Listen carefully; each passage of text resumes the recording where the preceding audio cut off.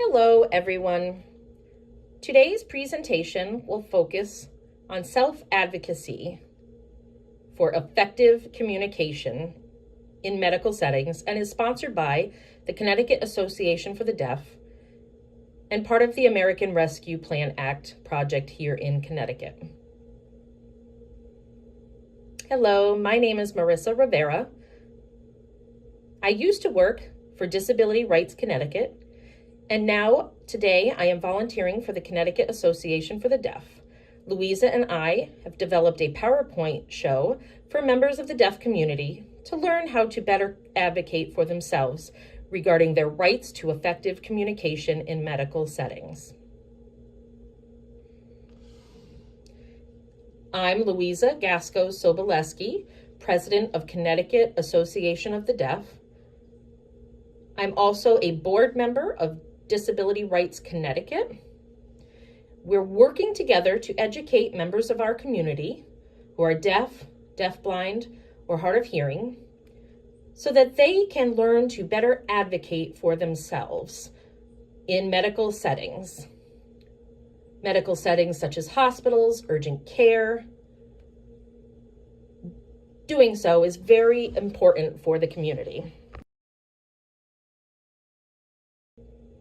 A little disclaimer.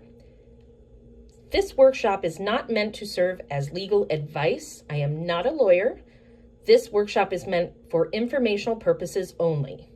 If you have further questions or have a need to speak to an attorney, please seek referral services to find an attorney to speak to about your case. The goal here today is for us to share resources with those who are deaf, deafblind, hard of hearing, who might experience communication barriers in various settings. Our overall vision is that folks will walk away with the information necessary to be aware of their rights and resources available to them.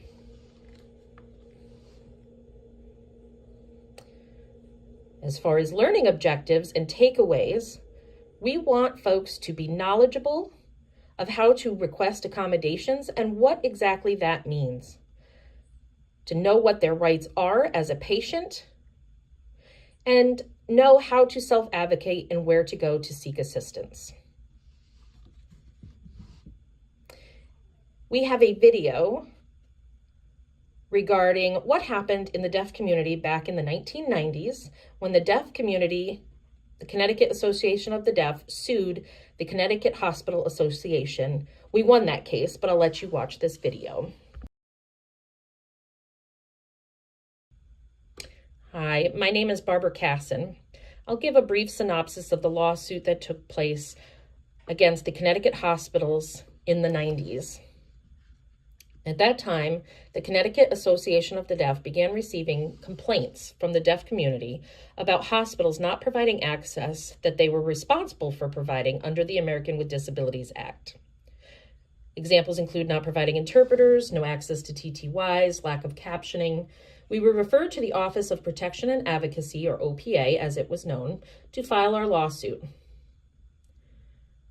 The Department of Justice, DOJ, and OPA met with the plaintiffs and the Connecticut Association of the Deaf to see what outcome it was that we wanted from this lawsuit.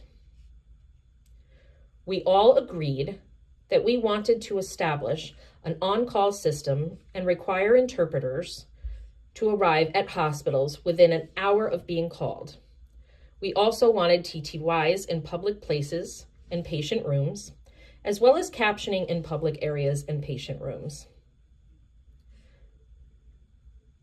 We also wanted hospitals to provide ongoing training and workshops to educate staff regarding the need to provide interpreters, as well as other means of access. And we asked for full access to community classes and trainings that hospitals provided. The National Association of the Deaf was also involved to assist with communication access. OPA, the Department of Justice, and the Connecticut Association of the Deaf held several meetings with the hospitals, or CHA, the Connecticut Hospital Association. CHA represents all hospitals in the state of Connecticut. CHA decided to send out an RFP, a request for proposals, to establish this on-call system we speak of and to provide trainings. FSW was then chosen by CHA to provide this on-call system. They're now referred to as LifeBridge. The on-call system was also tied into the 211 info line. FSW was also tasked with hiring trainers who then trained doctors, nurses, and hospital staff in Connecticut. The trainer was also responsible for recruiting interpreters and then training them with the goal of increasing the pool of interpreters in the state of Connecticut. The agreement between OPA and CHA became the first of its kind in the United States. There are 32 hospitals that were a part of that system. They also established a consent decree, which continued for 10 years and was court-ordered. This was a huge victory for our community. Unfortunately, after those 10 years passed, funding was exhausted. However, hospitals were still responsible for providing access. Unfortunately, FSW, again now known as LifeBridge, could not continue due to funding reasons. The Connecticut Association of the Deaf now continues to hear some of the same complaints that happened in the 90s. We're trying to avoid another lawsuit, so we are attempting to establish more meetings with CHA and Disability Rights Connecticut. Disability Rights Connecticut replaced OPA, the Office of Protection and Advocacy. We've had our first meeting with CHA, who seem to be willing to work with us, and we're hoping to come to an agreement that is a win-win situation for both the hospitals and the deaf community. So, thank you. Today, we continue having issues regarding access to interpreters around the state of Connecticut. Disability Rights Connecticut has been involved in numerous lawsuits for various reasons, such as hospitals not providing accommodations to the deaf, deafblind, and hard of hearing communities. Some hospitals are flat out refusing to provide interpreters, while others are forcing patients to use VRI services, forcing deafblind people to use VRI interpreters. The list is endless. There are deaf patients who don't want interpreters of a certain gender, but hospitals are forcing patients to accept the interpreters that they provide. The Institute of Living, or IOL, deaf folks have sued them and won. There are other stories of patients going to IOL for their treatment, everything going fine while they are at IOL, but then they end up transferring to outpatient facilities in another town. And while there, they're not getting interpreting services. One particular person contacted the Department of Justice, Disability Rights, etc. Cases haven't yet been filed against the outpatient facility, but regardless, both facilities are under the same umbrella system, which means people contacted the Department of Justice, CHRO, and in fact, the more people that contact agencies to make complaints gives us more leverage to make the changes that we want to see happen in an effort to make these changes across the board. When we look at possible barriers that people may face, examples include staff at medical facilities maybe not understanding what the term disability means, or staff may not understand the Americans with Disabilities Act or 504 requirements. Staff might only speak English and expect folks with hearing loss to lip read. Staff in hospitals may be in a rush and not paying attention to needs of the patient. There's also a misconception that all folks can read and write fluently. There's also the belief that deaf people should be bringing their own interpreters to their appointments. So what exactly is an accommodation? In my experience, when I'm with folks who can hear, they tend to assume that the word accommodation means something other than what it really means under the ADA. When folks hear the word accommodation, they think of things like housing and food accommodations. But for those people in the deaf, hard of hearing, and deaf-blind communities, it means having access to interpreting services or other means to assist in effective communication. And that is what we mean today when we talk about accommodations. Now, when exactly can you request an accommodation? Really, the answer is at any point. You have options. You can ask prior to going into a medical appointment, or while you're sitting with your doctor at an appointment, you may realize that communication is not flowing smoothly, and then ask the doctor for an accommodation, whether it be an interpreter or writing back and forth with paper and pen. You have the liberty to make adjustments during your appointment. There are some people who may be hard of hearing and have always gone to appointments using their hearing aids and are able to talk to the doctor, and then one day perhaps their hearing aid is in need of repair and not working. And being that they can't use their hearing aid on any given day, they can request an accommodation of an interpreter for their next appointment. You have that right to ask and say, I know up until now we've been okay writing back and forth, but I'd like to request an interpreter. You can ask. It's your decision, or you may not want any accommodations. That is up to you.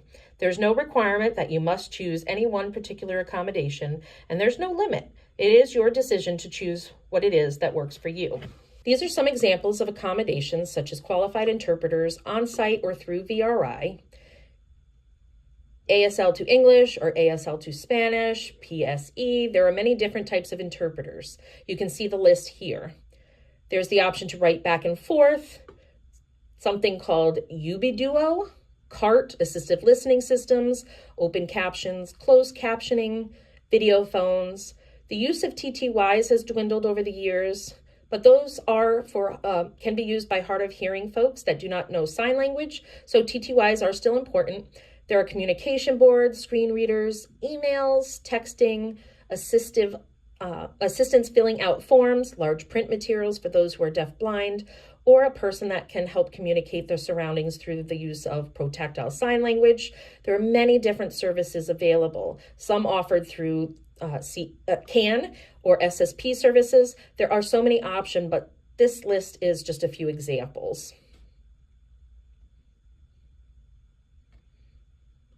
Moving on to when effective communication is needed, perhaps to discuss patient symptoms, medication, medical history, treatment options such as surgery, or possibly taking medication, giving a diagnosis, testing procedures, during doctor visits, perhaps follow-up treatments, and what to do, mental health services, group therapy, blood, organ donations, even explaining living wills, explaining power of attorney, health insurance questions, health education classes, and more. Now, you may have seen this word come up often, reasonable accommodation. Reasonable, what exactly does that mean? It means that there are different levels of accommodations. Something unreasonable might result in a response from an entity saying that they can't provide what was requested, compared to something reasonable in which the entity can provide. For example, perhaps you request an interpreter, but at that very moment in time, the only thing available may be video remote interpreting, an interpreter on a screen, which may not necessarily be the ideal option for the situation you're in, but it may meet the requirement the minimum standard for effective communication to understand each other.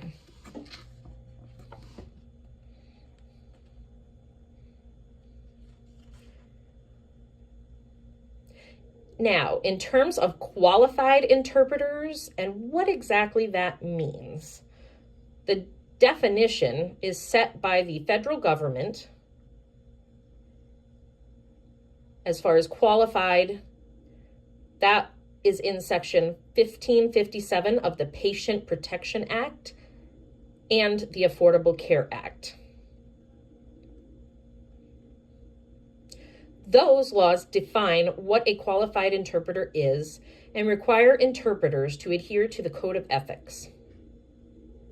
For example, confidentiality, and that they have the ability to understand the information in both languages, English and American Sign Language.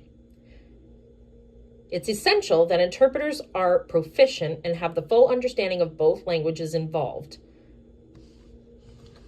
and that they be able to interpret effectively so that communication flows smoothly without gaps or missed information. Qualified means having the ability to understand both languages and help the flow of communication between the parties involved. Now, we just spoke about qualified interpreters. Now we'll shift to the term certified interpreters. I want to emphasize an important point, that certified is not equivalent to qualified. For example, some interpreters might be certified under the Registry of Interpreters for the Deaf, but they may not necessarily be qualified to interpret in legal settings because they're not knowledgeable of legal jargon or the legal system and its process, regardless of their ability to interpret between two languages.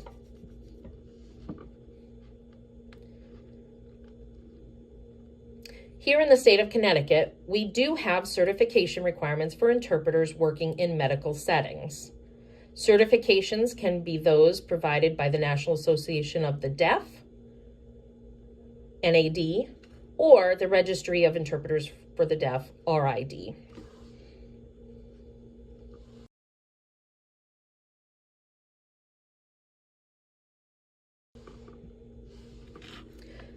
Now, we see this next term come up in our work regularly, Limited English Proficiency, LEP.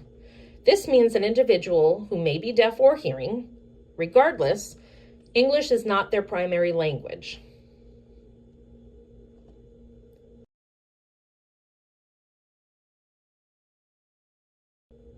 Now we've established laws to make sure that these individuals who are not necessarily proficient in English still receive the equivalent medical care.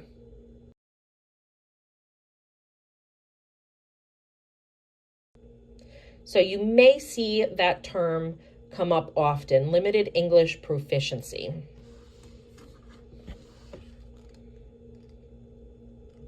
Today, we have telehealth services, which is new, started fairly recently. It's not yet a perfected system, but you're able to see a doctor face-to-face through a video rather than going to their office. And a friend just told me about a situation where they had an instance they could not get child care, were feeling ill, didn't have time to go to their doctor's office. They live in a pretty rural area. Typically, they can explain their concerns to the doctor, who can then give them medication, and usually they have access to the captioning system within telehealth. But there was something that happened recently where that was not accessible. We're now investigating that. Communication means there are a minimum of 2 people having a conversation. And in regards to communicating with doctors and nurses, it's important to note that both parties need to understand one another. In the event that one party doesn't understand the other, it's important to ask for clarification, simply to make sure you're clearly communicating with one another. To improve the effectiveness of communication. This is not only for deaf, deafblind, and hard of hearing individuals either, but for the general public. If The general public may not necessarily understand medical jargon because it's terminology not used in everyday life. Moving on to another important question to ask your healthcare providers, doctors, nurses, or whomever. If you go to urgent care, hospitals, there are 3 important questions to ask. The first being, what is it that is the main problem? What do I do? And why is it important for me to do this? Ask those 3 questions and don't just nod if you don't fully understand. You want to make sure it's clear as to why you sought medical attention. Now let's talk about disability rights laws. There are 3 parts we will focus on today. The first being Section 504, the Americans with Disabilities Act, or the ADA, and the state of Connecticut's requirements for interpreters within medical settings.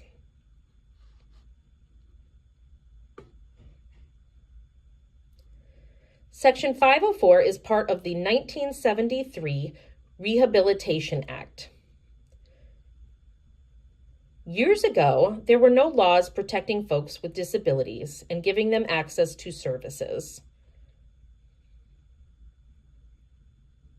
It was a long endeavor to convince those at the federal level that these laws were necessary. When federal law was established, the law said that those facilities receiving federal funding were indeed responsible for providing accommodations to people with disabilities and could not discriminate against them. If they did deny their request for accommodations, they risked losing that federal funding. For instance, hospitals that accept Medicare and Medicaid, or Husky, as it is called here in Connecticut.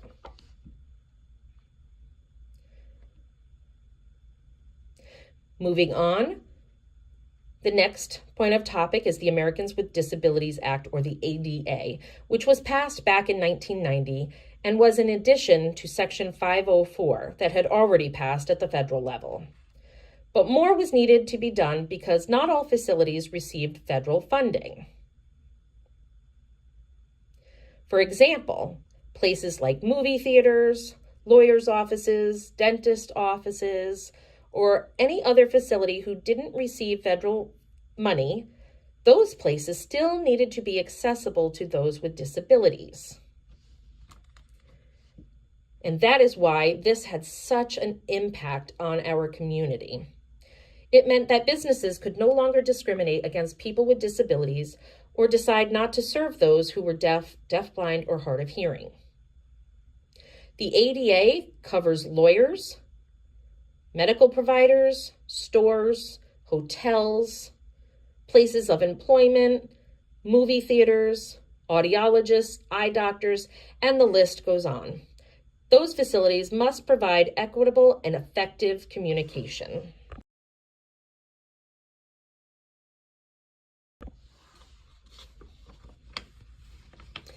Understand that the Americans with Disabilities Act is extensive and includes great detail. It's divided into 5 sections, and in instances of discrimination, complaints must be filed with specific departments depending on which section the discrimination pertains to.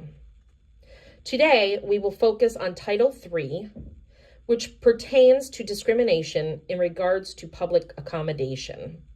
This section is handled by the U.S. Department of Justice. The law says that individuals and medical facilities cannot discriminate against a person and refuse to treat them simply because they are deaf, deafblind, or hard of hearing. Now, we'll look at interpreting in various settings, including community, education, legal, and medical settings. By community, we mean weddings, funerals, and different events in the community. There are a variety. Educational interpreting means being knowledgeable of how to interpret within school settings, colleges, universities, elementary schools, etc. Legal means court and everything legal, from legal proceedings and legal jargon. Medical refers to understanding how to engage with doctors and hospitals.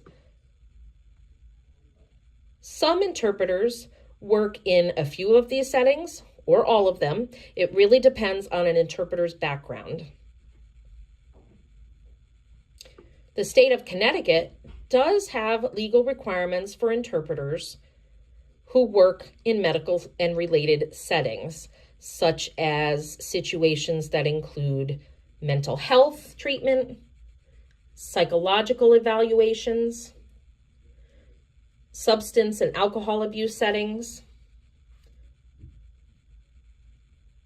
crisis intervention, appointments or treatments that require the presence of a doctor, nurse, or other healthcare professional. Those working as interpreters are required to register with the State of Connecticut Aging and Disability Services, with certain exceptions for those interpreters out of state. You can actually visit the website on this slide to see more information there. Connecticut requirements for interpreters working in medical settings include holding a Comprehensive Skills Certificate, or CSC, a Certificate of Interpretation or Transliteration, CICT, an NAD 4 or 5, a Reverse Skills Certificate, RSC, being a Certified Deaf Interpreter, CDI, Oral Transliteration Certificate, Oral Interpreting Certificate, Comprehensive Oral Interpreting Certificate Spoken to Visible, Oral Interpreting Certificate Visible to Spoken, a National Interpreter Certification, or NIC, or being an approved deaf interpreter by the Massachusetts Commission on the Deaf and Hard of Hearing. That last one through MCDHH is for deaf interpreters only.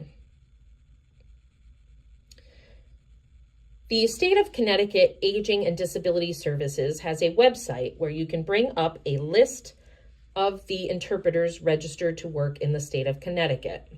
You'll be able to see information pertaining to the interpreters, such as their name, first and last names, certifications they hold. For example, you can see Marissa Rivera, who is registered with the state of Connecticut. The list is available to the public. Now, requesting an accommodation in advance. Have a conversation with your medical provider and explain your limitations. It's important to put this in writing, which is best done through email.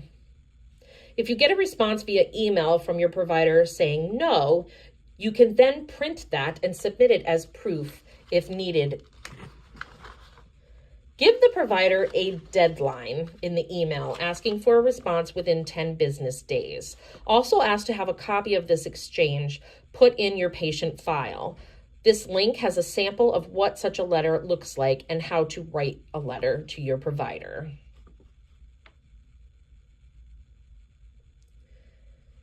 Once you've submitted a letter requesting an accommodation, you should then follow up and keep notes as to when you expect a response. 2, wait until the deadline you provided, and if that deadline indeed comes and goes, and if you've heard nothing, then you can escalate the situation to file a complaint. If you can, keep notes that you can document, whether it be through writing or email. Keep a copy on file if you need it at a later date.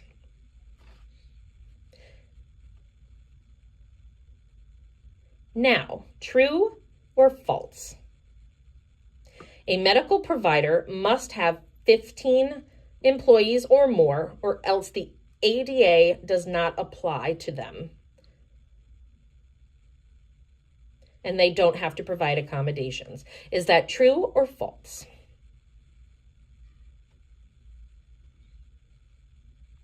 It is indeed false. If you've sent in a letter requesting an accommodation and you don't hear from the facility or don't get the response that you want, you can then start with the first level and make direct contact with the doctor's office or hospital and speak to patient relations.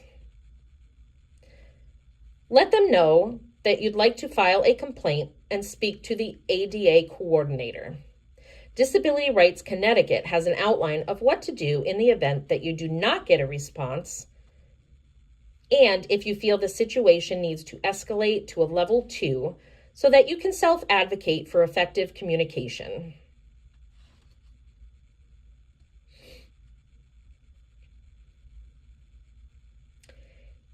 If you need to know where to file an ADA complaint, you can do so with the U.S. Department of Justice, and you can do so online.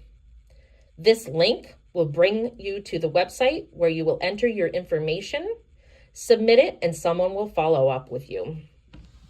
Hello, hello. I can't hear, I'm deaf. I need an interpreter. Oh, gee, sorry. No.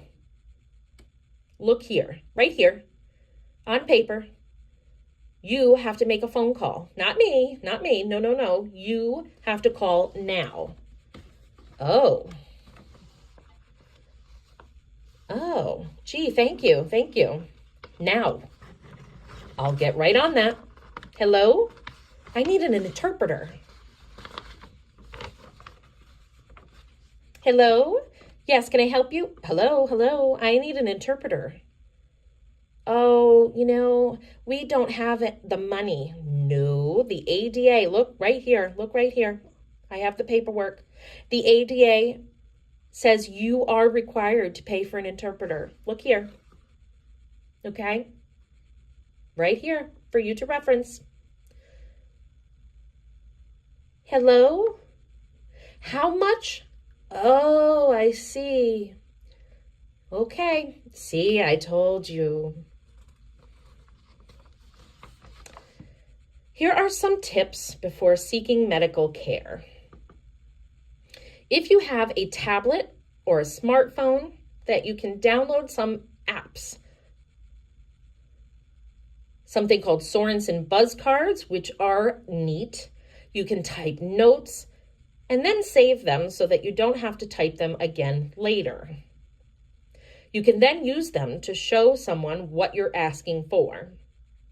There are also video phone apps, for example, if you're in a situation where you're using VRI with the doctor and that seems to not be working and staff don't seem to be helpful. If you're struggling, you can use the video phone app to call patient relations and the ADA coordinator to request that they send someone to your room. You can also ask them to fix the VRI machine for you. If you're hard of hearing, there is caption call or clear captions. There's something called Make It Big for those who are deaf-blind. They can type to the person that they want to communicate with and also keep notes.